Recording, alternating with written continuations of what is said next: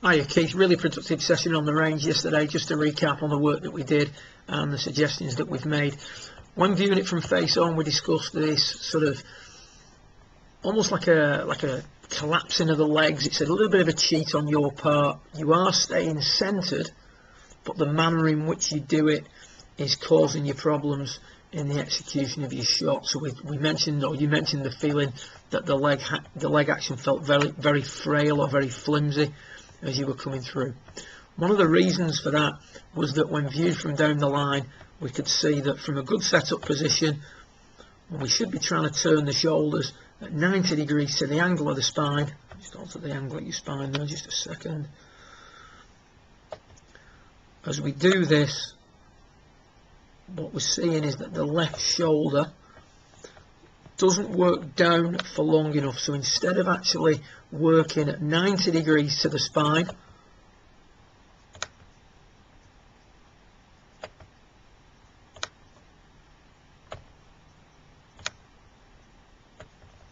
the shoulder tends to work too level, which forces you up during the takeaway. So as well as the shoulders work, when the shoulders work too level, what we're going to see is a gaining of height during the takeaway. Whenever we gain height during the takeaway, we then react in one of two ways. Now in your situation, we move down to start the downswing, left shoulder dips, arms come out in front of you, and you're going to struggle to attack the ball from the inside when doing that. So what we're trying to work on is improving the pitch of the shoulders at this point here. And the thing we discussed is that the left shoulder should be moving continuously down and across at a steady rate during the backswing in order for us to make a turn around a fixed point. We're trying to turn the shoulders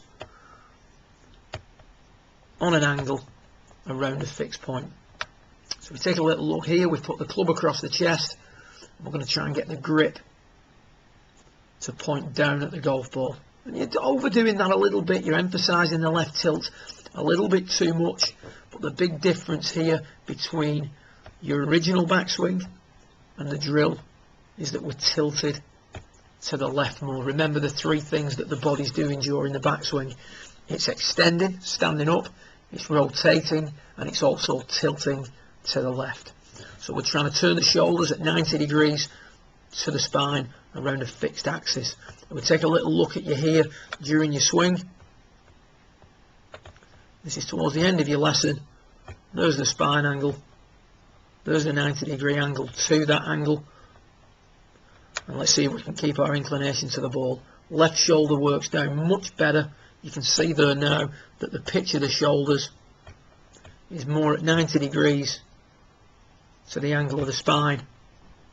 Arms work in a little bit more, much less, if any, gaining of height.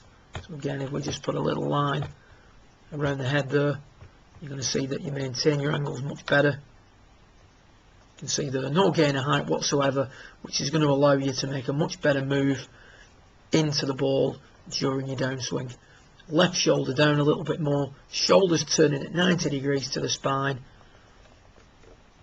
and from there you can hit some good, solid, well-struck goal shots. It's all about staying centred, steady in the head, but in order to stay centred, we need to do it in the appropriate manner. Good luck with it, and I'll speak again in a few weeks' time. Well